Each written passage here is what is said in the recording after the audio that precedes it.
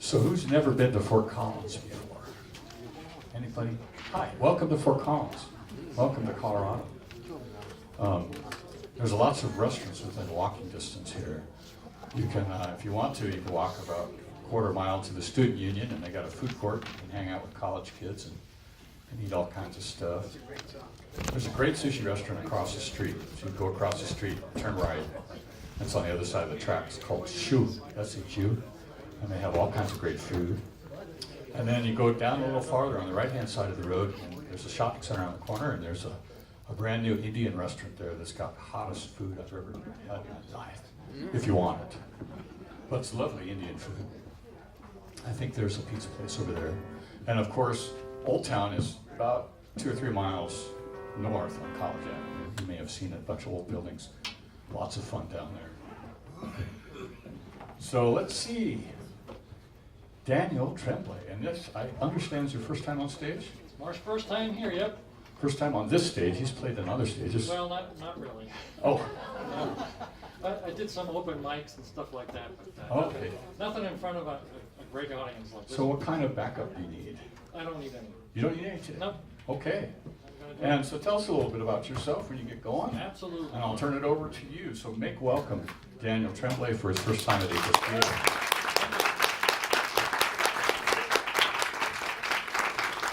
I was here last year. I'm a student of Alan Akaka, a year and a half, a little over a year and a half.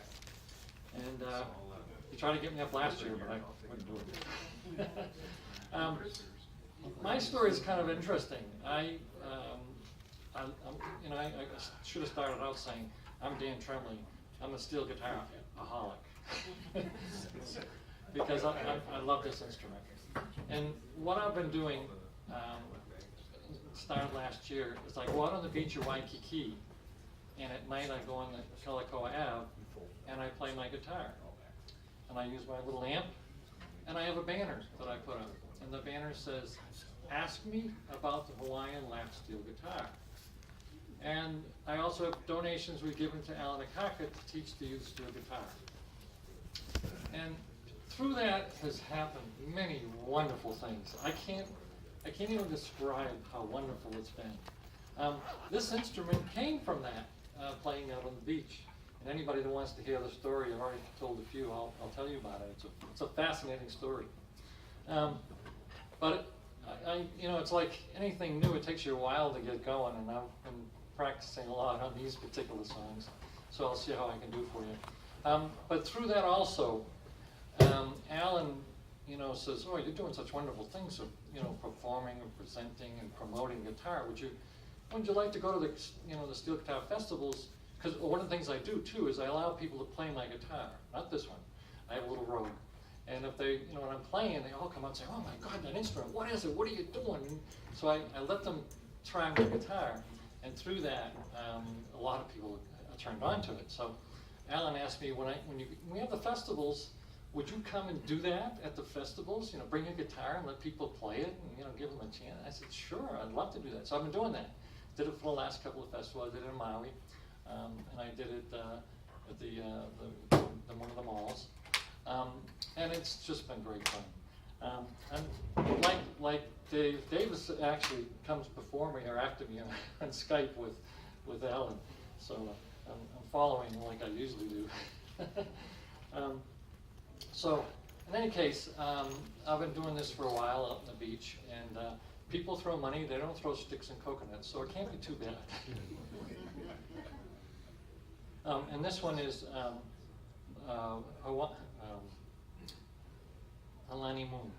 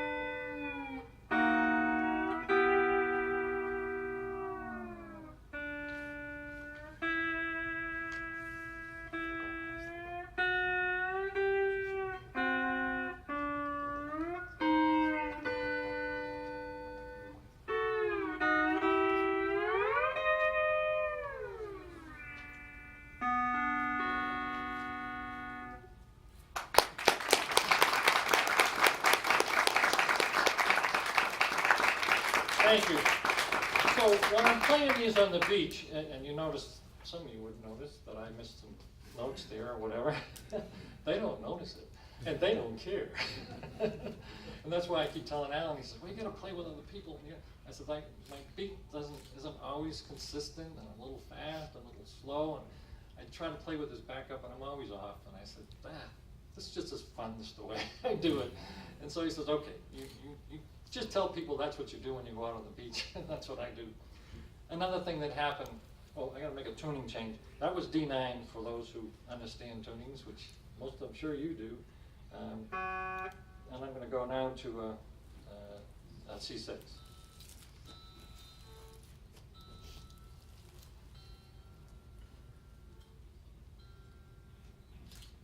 So what Alan has asked me to do is to be the PR manager for High Melee. High Melee is the non-profit organization that puts on festivals throughout the islands. They're free to the public, and they're all the next gen coming up, and it's so wonderful to watch play. It brings tears to your eyes to watch some of these kids. They're just so good. So I get a chance to go and now do some PR work, not only on the beach as I'm doing, and in Calicoa at night. I get a chance to do it, through the advertising media and so forth. It's a challenge. I just started it September the 1st. So my wife fortunately is the person who, my wife is back there, Linda. She's the one who's really helping me do this. I wouldn't be able to do it otherwise, because she's a marketing guru from way back. So this song is one that Alan insisted that I learn, and it's taken me almost all summer to do it. And I'm getting there. So we'll see. It's I'll Remember You.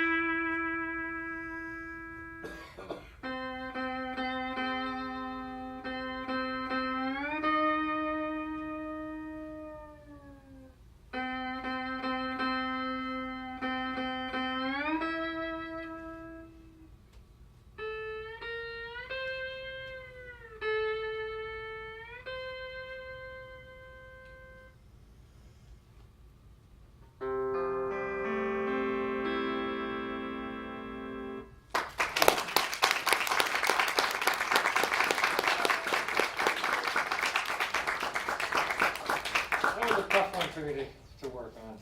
But I can do it flawless, and my wife saw that. But not in front of a bunch of people. But I do, and when I'm in New Hampshire, because I can't go out on the beach, I try to find venues that I can play at. So I do these gigs at open mics in some of the local places.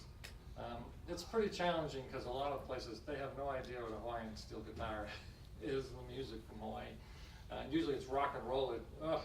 My ears are ringing when it's time for me to get up, and everybody's like, wow, but it's so different. So I do that, and I would go anywhere I can. Just last week, we were in Massachusetts. My wife had a meeting with some of her friends, and so I took my guitar, and it was at the mall, and it was this mall, and I just went outside the mall on a little chair, and I started, on a bench, and started playing. People looking at me like, what is he doing?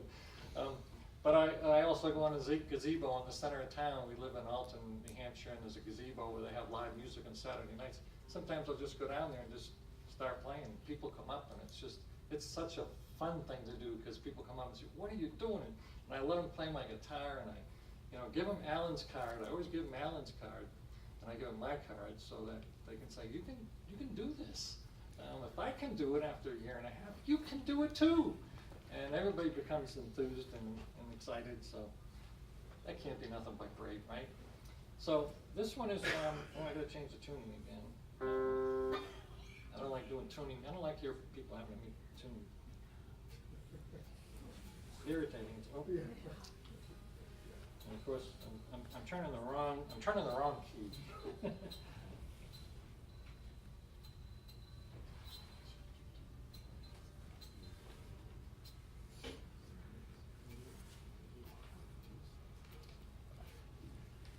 And this is, I gotta look this, I don't really know exactly, C6A7. I don't like doing tuning changes, and I told Alan that. I wanna stick with C6. He says, you gotta expand your horizons, different tunings. Dan, you gotta do it. That's what I'm doing. So this is Blue Hawaiian Moonlight.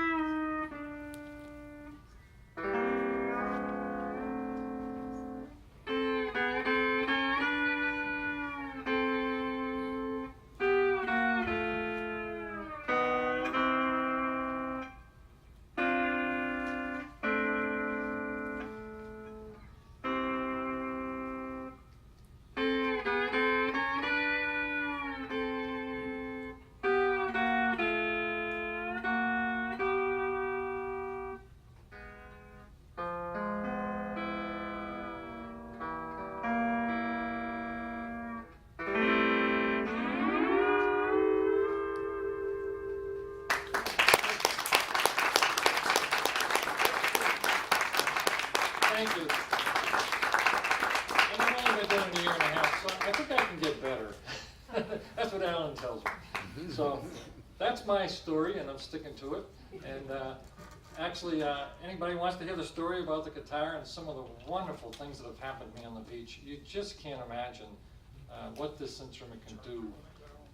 To open up communication and to meet people and to just have such great fun.